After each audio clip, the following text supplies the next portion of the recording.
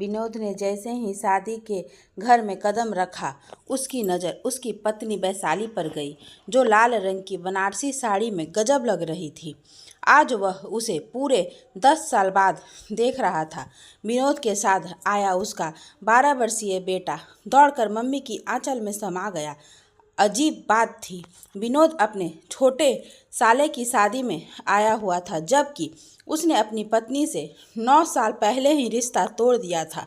9 साल से दोनों बिना तलाक के अलग अलग रह रहे थे।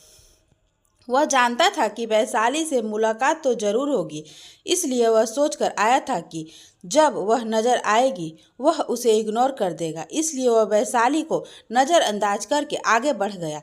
कुछ दूर ही चला था कि सामने से उसकी 11 साल की बेटी प्राची उसके सामने आ गई। पापा कहते हुए विनोद के गले से झूल गई। विनोद भी बेटी पर प्यार लुटाने लगा।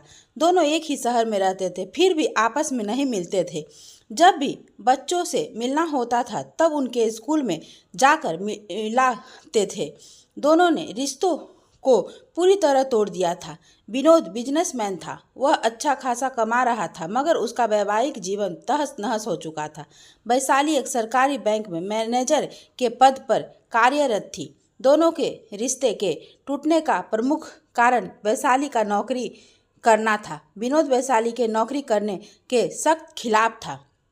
उसने वैशाली को पहले ही कह दिया था कि अगर उसने नौकरी करने की कोशिश की तो वह हमेशा के लिए उससे रिश्ता तोड़ देगा, क्योंकि विनोद को वैशाली का बाहर जाकर नौकरी करना बिल्कुल भी पसंद नहीं था। एक बार वैशाली की सास ने किसी बात को लेकर उस पर टोन कस दिया था कि मेरे बेटे की कमाई खा रही है। वैशाली एक प्रतिभाशाली लड़की थी। वह अपनी सास की इस तंज को और अपने पति की बंदिश को झेल नहीं पाई और चुपके चुपके बैंक का एग्जाम दे दी और संयोगवश उसमें पास भी हो गई। जब विनोद को पता चला तो उसने साफ साफ कह दिया कि ज्वाइन करते ही उनका रिश्ता खत्म हो जाएगा। वैशाली ने जीत करके ड्यूटी ज्वाइन कर ली। उसी दिन से दोनों के रास्ते अलग अलग हो गए।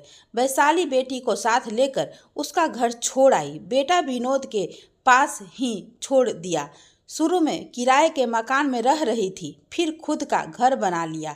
अब 9 साल हो गए थे। दोनों एक दूसरे के बिना जीना सीख गए थे। अजीब बात यह भी थी कि दोनों में से किसी ने भी तलाक लेने की कोशिश नहीं की थी। दोनों आज भी संवैधानिक रूप से पति पत्नी थे, मगर ईगो और जीत के कारण दोनों के बीच में फासले बहुत ज़्यादा हो चुके थे। ऐसा भी नहीं था कि रिश्तेदारों ने उन्हें समझाने की कोशिश नहीं की थी, मगर दोनों ही जिद पर अड़ गए थे। विनोद के अपने ससुराल से आज भी संबंध अच्छे थे, इसलिए वह शादी का कार्ड देने पर शादी में चला आया था। दूल्हे को हल्दी लगाई जा रही थी। फिर हल्दी के बाद दूल्हे को तेल चढ़ाने का कार्यक्रम शुरू हुआ। सभी लोग जोड़े से तेल चढ़ा रहे थे। जब विनोद का नंबर आया तो वह अकेला ही तेल चढ़ाने लगा, तो उसकी साली बोली, जीजू मैं बना लेती हूँ आपके साथ जोड़ा, दीदी तो आएगी नहीं। इतना सुनते ही पता नहीं वैशाली को क्या हुआ, वह झट से विनोद के पास आकर खड़ी हो गई। फिर दोनों ने मिलकर रस्म निभाई। 9 साल बाद यह पहला मौका था जब दोनों इतने करीब खड़े थे। वैशाली जब विनोद के करीब आई तब उसने महसूस किया कि वह आज भी वही सेट लगती है जो उसके साथ रहते वक्त लगाती थी। उसके दिल में पुरानी आदत ताज़ा हो गई। जानी पहचानी खुशबू से वह एक बार फिर भाव विभोर हो गया। वैशाली ने भी गौर किया कि विनोद ने आज भी हाथ की कलाई में मौली बांध रखी है। यह आदत उसने ही विनोद में डाली थी। वह हाथ में घड़ी नहीं पहनता था, इस कारण कलाई सूनी सूनी रहती थी। तब एक दिन वैशाली ने उसके हाथ मौली बांध दी थी। बांधते हुए बोली, सुना हाथ अच्छा नहीं लगता, इसलिए यह लाल धागा बांध रही हूँ। यह शुभ भी रहेगा और आपकी रक्षा भी करेगा, मगर इसे राखी मत समझ लेना। पत्नी हूँ आपकी। वह सोचने लगी, कितना भी दूर रहता हो मगर यह मुझे भूल नहीं सकता। फिर दोनों ने कैमरे के सामने ऐसे पोज दिया जैसे उनके बीच दुनिया भर का प्यार हो। रस्म के बाद वैशाली की छोटी बहन उससे बोली, यह क्या है दीदी? जब आप जीजू को छोड़ चुकी हो तो मेरी बेइज्जती क्यों कर रही दी? वैशाली कुछ न बोली, वह बस छोटी बहन को अजीब सी नज़रों से देखती रही। रात को जब सब सोने चले गए तब वैशाली ने अपनी बेटी से कहा, प्राची बेटा जरा देख कर आना तुम्हारे पापा कौन से कमरे में सोए हैं। उस कमरे में कूलर लगा है या नहीं? अगर ना लगा हो तो मुझे बताना, क्योंकि इतनी गर्मी में उन्हें पंखे की हवा में नींद नहीं आएगी। बेटी ने आकर बताया कि उस कमरे में कूलर नहीं लगा है। तब वैशाली ने दूसरी मंजिल पर एक कमरे में कूलर लगवाया, कूलर में ठंडा पानी डलवाया। फिर बेटी से बोला, अब पापा से जाकर कहो उस कमरे में सो जाए, मगर उससे यह कहते समय मेरा नाम मत लेना। विनोद गर्मी में करवट बदल रहा था। सचमुच उसे नींद नहीं आ रही थी। उसे एसी में सोने की आदत थी तो पंखे की हवा में कैसे नींद आती। जब बेटी ने उसे दूसरे कमरे में जाने के लिए कहा तो उसने पूछ लिया कि यह बात तुम्हें किसने कही है। प्राची बच्ची थी, उसने बता दिया कि मम्मी ने आपके लिए उस कमरे में कूलर लगवाया है। विनोद को यह जानकर अंदर ही अंदर एक खुशी का अनुभव हुआ। वह सोचने लगा कि वैशाली को आज भी उसकी फिक्र है।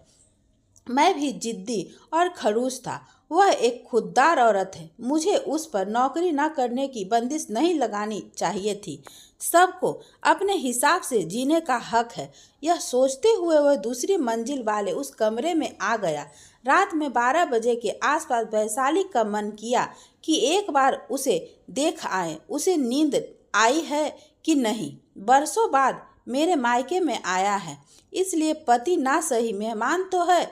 वह चुपके से उस कमरे के पास पहुंची जिसमें विनोद सोया हुआ था। यह कमरा वही था जिसमें वे बरसों पहले दोनों एक साथ ठहरा करते थे। उस कमरे से भी बहुत सारी यादें जुड़ी थी। वैशाली खिड़की के पास आई। गर्मी के कारण सारी खिड़कियां खुली हुई थी। विनोद हमेशा लाइट जलाकर ही सोता था। आज भी बल्ब जल रहा था। वह पजामे और बनियान में सो रहा था। उसे देखकर वैशाली की आंखों से आंसू निकल पड़े। वह सोचने लगी कि कभी वह उसके सीने पर सर रखकर सो जाया करती थी, मगर आज बरसों हो गए हैं, यह सुख उसे मिला ही नहीं। जिंदगी बनाने के चक्कर में जिंदगी खराब हो गई। काश वह नौकरी की जिद ही ना करती। क्या फायदा ऐसी नौकरी का जिसके लिए सारे सुख त्यागने पड़े। वह भरी आंखों से वहाँ खड़ी खड़ी यह सब सोचती रही। उसका मन किया कि सारी ईगो को छोड़कर वह अभी जाए और अपने पति से लिपट जाए। वह अभी भी मेरा ही तो है, हमने कौन सा तलाक लिया है, आज भी मैं उसकी पत्नी ही हूँ। फिर जैसे ही विनोद ने करवट ली, वैशाली का दिल धक से धड़क उठा। वह घबराते हुए नीचे अपने कमरे में चली आई और अपनी उखड़ी सांस को दुरुस्त करने लगी।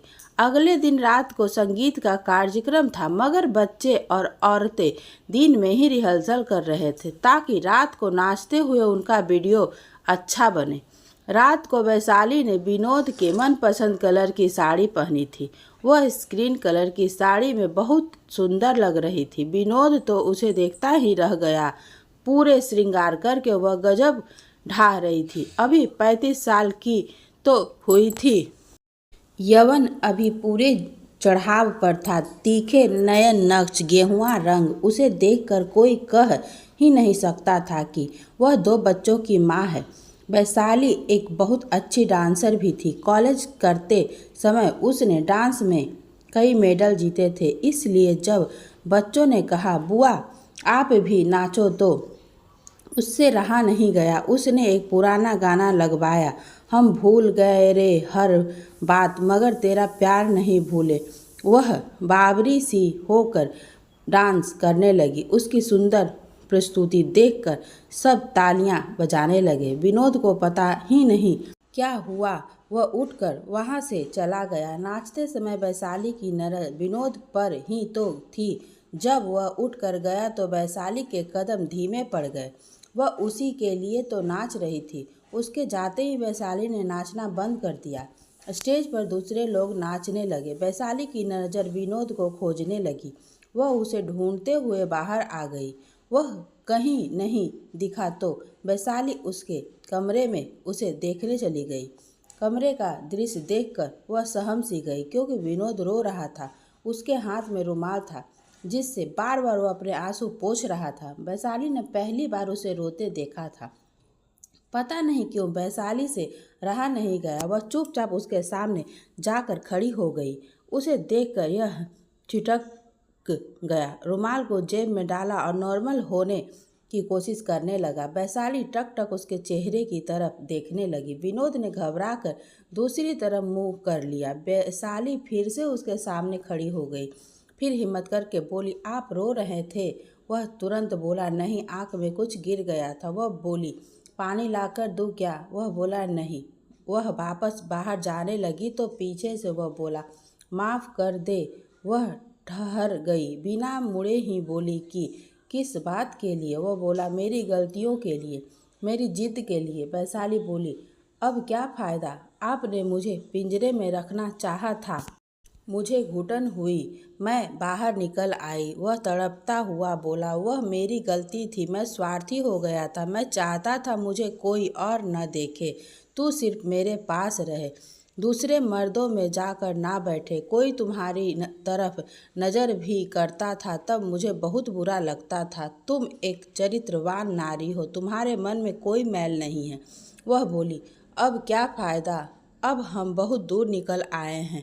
वह उसके सामने आकर खड़ा हो गया, फिर कान पकड़कर उसके सामने बैठ गया और बोला, तुम मेरे पास लौट आओ प्लीज़।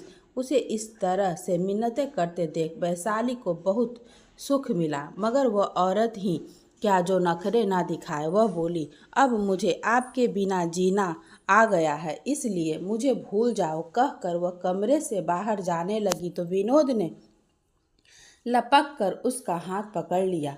बरसों बाद पति का स्पर्श पाकर उसका दिल धक धक करने लगा। वह कमज़ोर आवाज़ में बोली, मेरा हाथ छोड़ो, मुझे जाने दो। मगर विनोद ने झटके से खींचकर उसे गले से लगा लिया। फिर वह रोते हुए उसके गले से लिपट गई, साथ में बोल रही थी कि आप बहुत बुरे हो। वह भी रोने लगा, बोला,